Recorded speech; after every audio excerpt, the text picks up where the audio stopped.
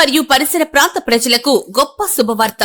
ఇప్పుడు మన Anil inverters and battery works లో బ్యాటరీలు, ఇన్వర్టర్స్ బజాజ్ ఫైనాన్స్ ద్వారా సులభతరంగా ఇవ్వబడును. అతి తక్కువ వడ్డీ రేట్లు, నో కాస్ట్ ఈఎంఐ ఇవ్వబడును. కావున ఈ అవకాశాన్ని సద్వినియోగం చేసుకోగలరు. విచ్చేయండి Anil inverters and battery works, Autonagar, Addanki road, Darsi. Cell 7095626508.